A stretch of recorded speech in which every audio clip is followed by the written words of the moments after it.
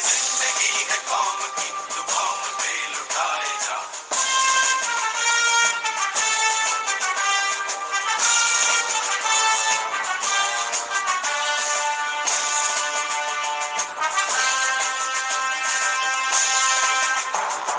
शेरे हिंद आगे बढ़, मरने से फिर भी तू न डर, उड़ा के दुश्मनों का सर, तुझे वतन बढ़ाए जा। तू शेरे हिंद आगे बढ़, मरने से फिर भी तू न डर, उड़ा के दुश्मनों का सर, तुझे वतन बढ़ाए जा। कदम कदम बढ़ाए जा, खुशी के गीत गाए जा। ये जिंदगी है कौम की तो कौम पे लुटाए जा।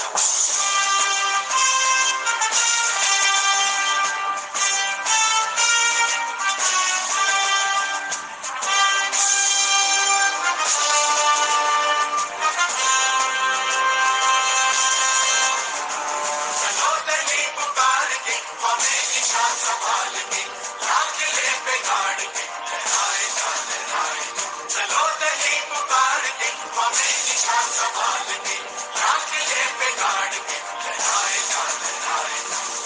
कदम बढ़ाए जा, खुशी के गीत गाए जा। ये जिंदगी है कौम की तो कौम पे लुटाए जा। कदम कदम बढ़ाए जा, खुशी के गीत गाए जा। ये जिंदगी है कौम की तो कौम पे लुटाए जा।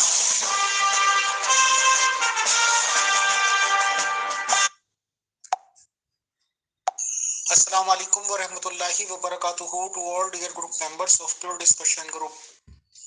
आज हम इस्तकबाल करते हैं अपने प्योर डिस्कशन ग्रुप में वेलकम कहते हैं मोहतरम जनाब हरजिंदर सिंह वीर जी भाई को। और आज का मौजूद गुफ्तगू ये है कि पिछली बार हरजिंदर साहब ने फर्स्ट गुरु ऑफ सिखिज्म या सिख्स श्री गुरु नानक देव महाराज जी के बारे में इंट्रोडक्शन कराया था और जानकारी दी थी। तो आज हम उनसे रिक्वेस्ट ये करेंगे कि वो अपने सबसे पहले सेकंड गुरु का नाम बताएं, उनका परिचय कराएं और उनके बारे में टोटल जानकारी दें जितनी वो दे सकते हैं। अगर इस बीच में हमारा कोई सवाल हुआ तो हम पेश कर देंगे। बहुत शुक्रिया, जज़ाकल्लाह। वेलकम हरजिंदर सिंह भाई, सत श्री अकाल। जो बोले सो निहाल, सत श्री अकाल। जी अग्रवाल साहब शुक्रिया, मेहरबानी, सत श्री अकाल। सर दूसरे गुरु श्री गुरु अंगद देव जी हैं और उनका जो पहला नाम था वो भाई लहणा जी, उनको बोलते थे भाई लहणा जी, ठीक है ना। तो ये उनका नाम था। बाकी मैं उनकी जो बाकी जानकारी है आपको अगली ऑडियो में बताता हूँ। सर इनका जो जन्म हुआ वो मेरा ही जिला है, फिरोजपुर जिले का एक गांव था, मत्ते नागे की सरां थी। वो अभी मुक्तसर में आ गई है, मुक्तसर भी जिला बन गया है। उस वक्त ये फिरोजपुर की तहसील हुआ करती थी जैसे मुक्तसर। तो इनका जन्म मत्ते नागे की सरां फिरोजपुर में हुआ, फिरोजपुर के का ही गाँव था। और इनके पिता श्री फेरूमल जी थे जो वैष्णो देवी के भक्त थे। फेरूमल जी वो वैष्णो देवी को मानते थे और वैष्णो देवी जाया करते थे। इनकी जो माता जी हैं उनका नाम दया कौर था, माता का नाम। ते इनका जो मतलब जन्म हुआ है वो 31 मार्च 1504 को हुआ है, मत्ते नागे की सराह में 31 मार्च 1504 को। सर जैसे कि इनके बाप वैष्णो देवी के भक्त थे, वालिद साहब, तो ये भी वैष्णो देवी के भक्त थे, यानी कि पूरा परिवार ही वैष्णो भक्त था। तो उस वक्त अमृतसर शहर नहीं था, तो मुक्तसर से ये वाया करतारपुर और पठानकोट होकर वैष्णो देवी जाया करते थे। इनके गांव का ही एक लोहार था, वो गुरु नानक साहब का भक्त था, वो आता था करतारपुर गुरु नानक साहब के पास। तो उनसे सुना इन्होंने। तो जब करतारपुर होके वैष्णो देवी जा रहे थे तो ये गुरु नानक साहब से मिले पहली बार। तकरीबन गुरु नानक की वफात जब 1539 में हुई है, उससे 7 साल पहले। तो गुरु नानक साहब से इनकी भेंट वार्ता हुई, बातचीत हुई। तो वो वैष्णो देवी जा रहे थे, दूसरी संगत को बोल दिया कि तुम चले जाओ सभी, मैं तो अब यहीं रहूंगा। तो ये उनके विचारों से, गुरु नानक साहब के विचारों से प्रभावित होके वहीं रह गए। सर 1519 में इनकी शादी हुई है। तकरीबन 15 साल इनकी उम्र थी जब इनकी शादी हुई। 15 साल कुछ महीने बनती है। तो इनकी बीवी का नाम माता खीवी जी था। इनकी संतान में 2 पुत्र थे, श्री दातू जी और श्री दासू जी। 2 पुत्र थे और 2 ही इनकी बेटियां थी, बीबी अमरो जी और बीबी अनोखी जी।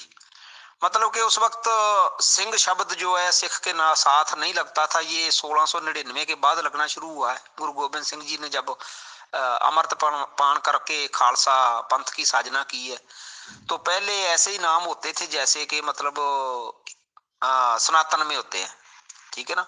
तो इनकी संतान थी, जो इनके 2 पुत्र थे, एक का नाम था श्री दासू जी और श्री दातू जी। तो जो इनकी बेटियां थी बीबी अमरो जी और बीबी अनोखी जी, 4 संतानें थी इनकी। तो ये इनका टोटल परिवार था। जब ये वैष्णो देवी जा रहे थे तो वहां रह गए करतारपुर में। तो 7 साल तक गुरु नानक साहब के पास ही रहे। 1-2 बार वो गांव आए अपने। तो 7 साल तक गुरु नानक साहब की सेवा की इन्होंने। तो जब 1539 को वफात पाए गुरु नानक साहब, तो उनके मतलब वफात पाने से पहले 2 या 3 महीने पहले इनको मतलब गुरगद्दी जो है ना, गुरगद्दी का वारस ऐलान दिया था गुरु नानक साहब ने कि आगे गद्दी के वारस ये होंगे। आगे जो प्रचार है, सिख धर्म का प्रचार है, जो सिख मजहब का प्रचार है, वो ये करेंगे गुरु अंगद देव जी। तो सभी सिखों को हुक्म कर दिया था और इनको गुरगद्दी दे के तकरीबन 2.5 महीने बाद वो गुरु नानक साहब जो वफात पा गए। उनके बाद इन्होंने करतारपुर को सेंटर नहीं बनाया। मतलब सिखी के जो प्रचार था सिख मजहब का, उसके प्रचार का जो केंद्र है, सेंटर है, वो करतारपुर को नहीं बनाया। उसके बाद खडूर साहब जो तरन तारण की तहसील है, पंजाब में अमृतसर के साथ तरन तारण जिला है, उसकी एक तहसील है खडूर साहब। वो खडूर साहब जो कस्बा है, वो दूसरे गुरु जो गुरु अंगद देव जी इन्होंने वसाया था, इन्होंने शुरू किया था। वहां पर आबादी शुरू की थी सिखों को लेके वहां पर। तो आज वो बहुत बड़ा कस्बा है, तहसील है तरन तारण जिले की। तो खडूर साहब से ही सिखी का प्रचार शुरू किया उन्होंने और वहां पर ही तकरीबन ज्यादा उम्र वहां पर ही गुजारी इन्होंने। तो जैसे गुरु नानक साहब गए थे अलग अलग जगह पर, पूरे कई देशों में गए हैं गुरु नानक साहब, वैसे इन्होंने नहीं किया। इन्होंने तकरीबन पंजाब में ही सिखी का प्रचार किया है, जितना भी किया। सर इनकी बाणी के 63 श्लोक हैं तकरीबन। इनकी बाणी है जो इन्होंने गुरु नानक साहब की बाणी भी जो उन्होंने लिखी थी, उनका कलाम था, उसको भी इकट्ठा किया, उसकी संभाल की। और इनके खुद के 63 श्लोक हैं जो गुरु ग्रंथ साहब में दर्ज है। 63 श्लोकों की इन्होंने रचना की है, इनकी बाणी है। हरजिंदर सिंह भाई, आपकी बहुत ऑडियोज मैंने बहुत गौर से सुनी है। चलिए, सेकंड गुरु साहब तो क्योंकि बहुत ज्यादा टाइम श्री गुरु नानक देव जी महाराज यानी कि फर्स्ट गुरु जी की संगत में रहे हैं, तो जाहिर सी बात है कि उनके संस्कार, उनके टीचिंग्स इसमें इनमें रस बस गई। तो गुरु का दर्जा प्राप्त कैसे होता है? मतलब चलो, फर्स्ट गुरु जो गुरु नानक देव जी हैं, वो तो भाई इसके संस्थापक हो गए, वो तो फाउंडर हो गए सिखिज्म के। बट सेकंड गुरु जी को गुरु जी कहा क्यों गया? क्या ये जैसे कि फर्स्ट गुरु थे वो नॉमिनेट करके जाते हैं कि मेरे बाद ये बंदा जिम्मेदार होगा, या उन लोगों को सेकंड गुरु को चुनता कौन है? मतलब उन्हें कुछ लोगों ने कहना शुरू किया कि आप हमारे गुरु हैं, या गुरु के दर्जे तक आदमी पहुंचता कैसे है, ये बताएं। शुक्रिया। सर गुरु नानक साहब ने जो इनकी परीक्षा ली है 4-5 बार, गुरु नानक साहब ने खुद इनको देखा कि ये जिम्मेवारी संभालने के लायक हैं या नहीं है। अलग अलग काम दिए गए, जैसे एक बार रात को 12 बजे इनको कह दिया गया कि देखो सूरज निकला हुआ है। दोनों बेटे भी गुरु नानक साहब के वहां थे और गुरु अंगद साहब भी वहां थे। तो गुरु नानक साहब ने कहा कि जाओ कपड़े धो के लाओ, बहुत सूरज निकला हुआ है। तो गुरु अंगद साहब चुपचाप चले गए नदी पे कपड़े धोने के लिए। लेकिन गुरु रहत साहब के जो दोनों बेटे थे उन्होंने कहा कि अब बुजुर्ग हो गए, इनको पता नहीं चलता कि दिन कब होता है और रात कब होती है। तो वो नहीं गए। वो कह के सुबह सुबह सूरज निकलेगा तो जाएंगे, अभी तो आधी रात है। लेकिन हुक्म मानना है गुरु अंगद साहब ने। और गुरु साहब ने 3-4 बार और भी परीक्षा ली है। और जो आप गद्दी की बात कर रहे हैं, नॉमिनेट गुरु नानक साहब खुद करके गए उनको कि ये आगे जो मिशन है, जो ये सिखिज्म का मिशन है, इसको आगे जो बढ़ाएंगे वो गुरु अंगद साहब बढ़ाएंगे। उनके बेटे या और किसी सिख को नहीं दिया, खुद नॉमिनेट करके गए हैं। उस वक्त जो रवायत चलती थी, जब किसी को गुरु धारण करना होता था तो 5 पैसे और नारियल जो उनके कदमों में रख के माथा टेका जाता था। ठीक है ना। पहले गुरु अंगद साहब ने जब गुरु नानक साहब को गुरु धारण किया तो उन्होंने 5 पैसे और नारियल, जैसे कि सनातन में भी पहले यही रवायत चलती थी तकरीबन, ठीक है ना, गुरु दक्षिणा और साथ में एक नारियल होता था। तो उसी तरह गुरु अंगद साहब ने गुरु नानक साहब को गुरु माना। और जब गुरु नानक देव जी ने नॉमिनेट किया गुरु अंगद देव जी को, तो उन्होंने इनके सिर के ऊपर यानी शीश के ऊपर खुद चौर चलाया है गुरु नानक साहब ने कि अब गद्दी के वारिस ये है, जो कुछ मेरा था वो सब कुछ इनका है। और खुद नॉमिनेट करके, और संगत जो वहां पर सिख थे, जो मानने वाले थे, जो वहां पर आते थे, उनको ये ऐलान किया और उनको हुक्म ही किया कि आज के बाद आपके गुरु ये हैं। तो खुद नॉमिनेट करके गए हैं गुरु नानक देव जी उनको। हरजिंदर सिंह भाई, प्रोग्राम ऑर्गेनाइजर नाशी ने ये सवाल किया है कि आजकल खालसा का आलमी सतह पर सुप्रीम लीडर कौन है, यानी कि आजकल खालसा का पूरी दुनिया के लेवल पर सुप्रीम लीडर कौन है। जी शुक्रिया, मेहरबानी सर। खालसा का जो लीडर है, सिखों का लीडर कह सकते हैं आप, वो लीडर होता है श्री अकाल तख्त साहब जो बनाया गया। अकाल का मतलब होता है अल्लाह, तख्त होता है जब आप समझते ही हैं, मतलब कि सिंहासन, खुदा का, अल्लाह का को जो सिंहासन है, यानी अकाल तख्त साहब वो अमृतसर में है। आपने देखा है गोल्डन टेम्पल के सामने अकाल तख्त साहब। तो वहां पर उसका जथेदार जो होता है तकरीबन वो आगू होता है, वो एक नहीं होता, यानी 5 तख्त हैं, यानी 4 तख्त हैं, एक अकाल तख्त है। ठीक है ना। एक तो नदेड़ में है हजूर साहब, जहां पर गुरु गोबिंद सिंह जी वफात पाए थे, वो तख्त है, तख्त श्री हजूर साहब। तो एक तख्त श्री पटना साहब है, वो जो बिहार में है। ठीक है ना। एक तख्त है तलवंडी साबो दमदमा साहब, वो बठिंडा में। ठीक है ना। तो एक तख्त श्री केसगढ़ है आनंदपुर साहब, जहां पर खालसे की साजना की गई थी वैसाखी वाले दिन 1699 को। और ये अकाल तख्त हो गया, यानी कि सुप्रीम हो गया। यानी कि मजहब में भी डेमोक्रेसी है, कोई फतवा देना होता है कोई, यानी जिसको हम हुक्मनामा कहते हैं, तो वो हुक्मनामा या फतवा जिसको बोल रहे हो आप समझ जाओगे, वो एक आदमी नहीं दे सकता। जहां पर सिखिज्म में ये 5 जो तख्त हैं पूरे इंडिया में, वो 5 जथेदार जो उनके आगू हैं, जो लीडर हैं, वो इकट्ठा होते हैं, सलाह मशवरा करते हैं, गुरमता करते हैं। कोई प्रॉब्लम आ जाए सिख मजहब में, कोई मसला खड़ा हो जाए, उसके ऊपर सिख कौम को कोई संदेश देना है या फतवा देना है, तो 5 सलाह मशवरा करके फिर 5 उनके दस्तखत होते हैं, फिर वो हुक्मनामा जारी किया जाता है। वो हुक्मनामा पूरी दुनिया में जहां पर भी सिख रहते हैं उनको मानना होता है। तो अकाल तख्त ही हमारा सुप्रीम लीडर है, वहां पर कोई इंसान नहीं। उनके जो अकाल तख्त के जथेदार होते हैं वो टाइम टाइम पे बदलते रहते हैं।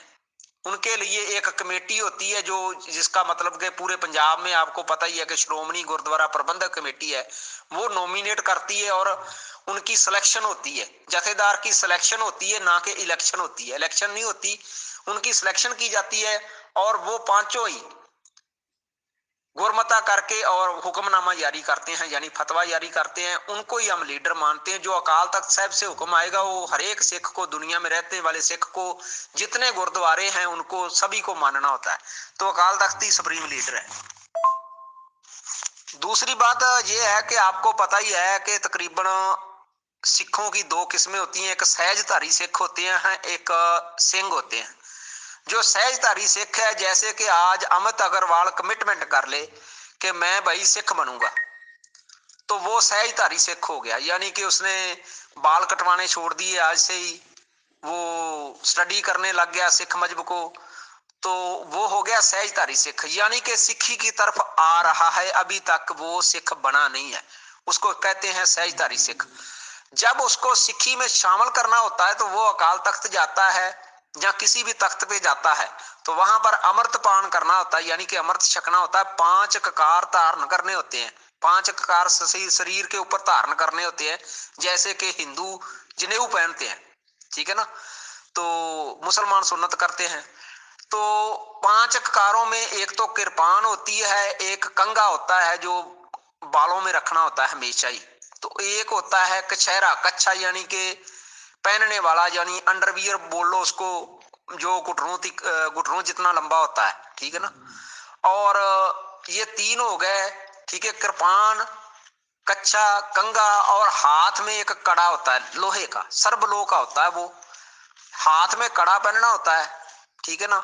तो 5वां जो ककार है वो है केश, यानी कि पैर के अंगूठे से लेके सिर तक शरीर का कोई भी बाल नहीं काटना होता। तो जब सिक्खी में शामिल होता है बंदा, तो वो भी 5 आदमी होते हैं, 5 सिख होते हैं, उनको 5 प्यारे बोलते हैं, वही सिक्खी में शामिल कर सकते हैं 5। कोई भी 4 आदमियों को, 3 को, 2 को या 1 को कोई अधिकार नहीं है कि कोई सिक्खी में शामिल करे। जैसे कि सनातन में एक पंडित आता है, वो मंत्र पढ़ता है, जनेऊ बनाता है, किसी को हिंदू मजहब में शामिल कर लेता है। कोई मौलवी एक आदमी को, खुद मौलवी एक ही मौलवी होता है और किसी को कलमा पढ़ाए और इस्लाम में शामिल कर ले। सिखिज्म में ऐसा नहीं होता। सिखिज्म में किसी को सिखी में शामिल भी करना है तो 5 आदमी कम से कम होने चाहिए, 5 प्यारे होने चाहिए। 5 से कम आदमी किसी को सिखी में शामिल भी नहीं कर सकते। हरजिंदर सिंह वीर जी, पहले गुरु तो गुरु नानक देव जी हो गए अनडाउटेडली, और वो फाउंडर ऑफ सिखिज्म हैं, जिसमें कि कोई शक व शुबा किसी को नहीं। आपने सेकंड गुरुजी के रिगार्डिंग बताया कि वो उनकी संगत में रहे या सेवा में रहे, उनसे शिक्षा ग्रहण की, कुछ भी कह लीजिए, और आपने ये क्लियरली बताया कि श्री गुरु नानक देव जी महाराज खुद ही उनको अपॉइंट करके गए थे। तो आपने पिछले सेशन में ये भी बताया था कि गुरु नानक महाराज जी के पास बेटे भी थी, संतानें थी, और जहां तक मुझे याद है बेटे भी थे।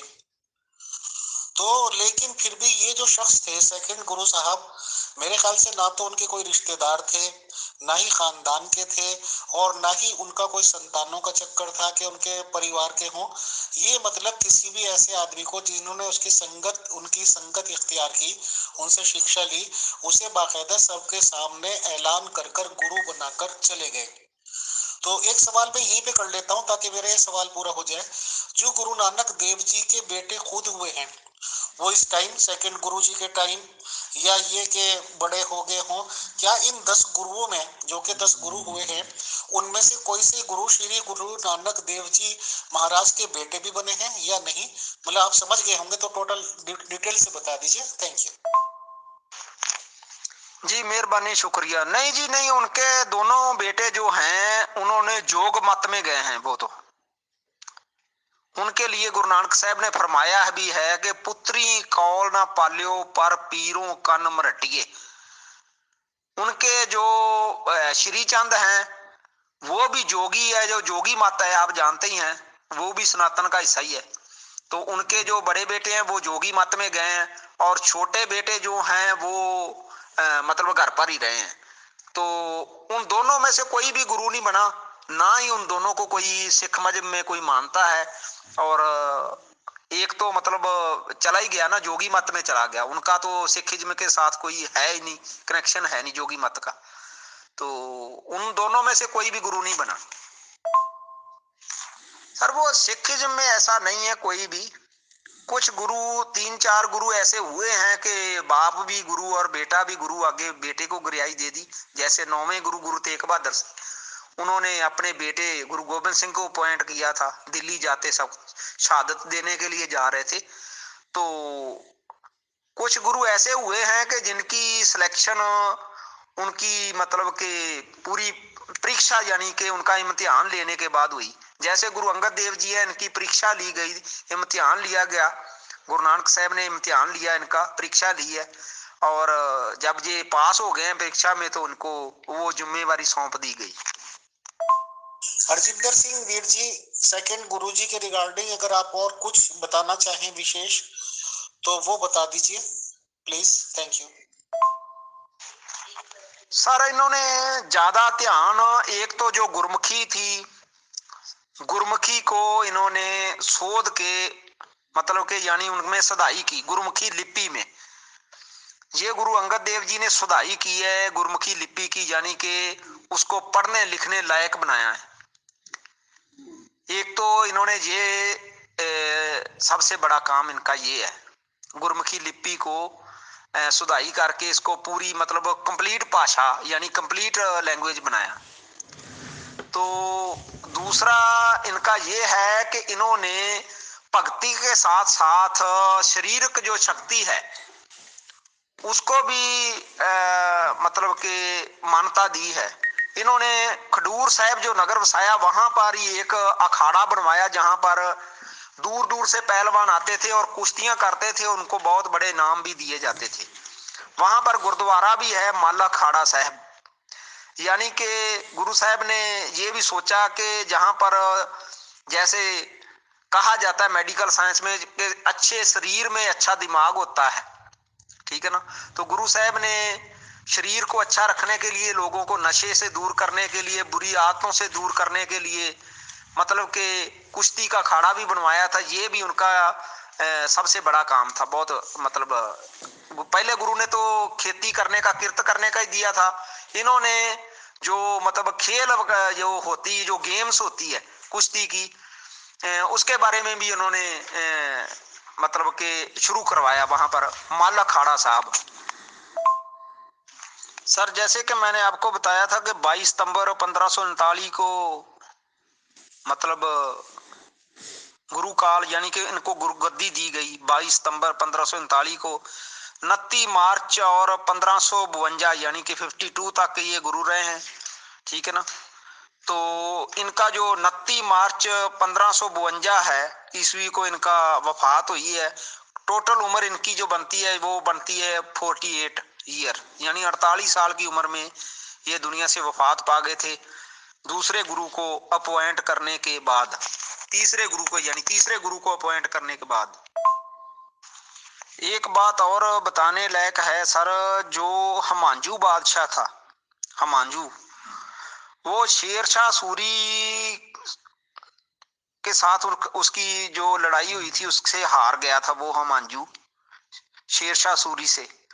तो हारने के बाद खडूर साहब गुरु अंगद देव जी के पास ही वो भी रुका था, मतलब 1-1.5 महीने के लिए, जहां से लंगर खाता रहा और जहां पर ही रहा। इसके बाद वो फिर वापस चला गया। फिर उसके बाद वो पता नहीं कहाँ गया, पता नहीं, इसके बारे में तो अभी मुझे जानकारी नहीं है, मैं देख के आपको बता दूंगा।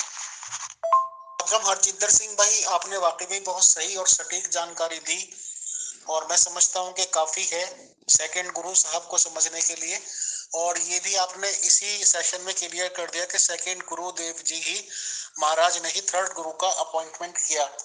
तो प्लीज आप ये बता दीजिए, and it is the last question for this session, कि जब गुरु नानक देव जी महाराज जी ने सेकंड गुरु जी को अपॉइंट कर दिया था और वो बाकायदा गुरु बने हैं, तो उसके बाद क्या जो भी गुरु बनता है उनको मृत्यु तक गुरु ही कहा जाता है, या ये कि कुछ टाइम के लिए? और अगर मृत्यु तक ही गुरु कहते हैं तो जो सेकंड गुरु महाराज जी थे वो जब भी कभी गुरु बने थे, डिक्लेयर हुए थे, या गुरु नानक देव जी ने बताया था, और उनकी जब डेथ हुई है यानी कि इस दुनिया से गए थे, तो कितना पीरियड रहा, यानी कि कितने पीरियड तक वो गुरु रहे? लास्ट क्वेश्चन प्लीज बताएं, शुक्रिया।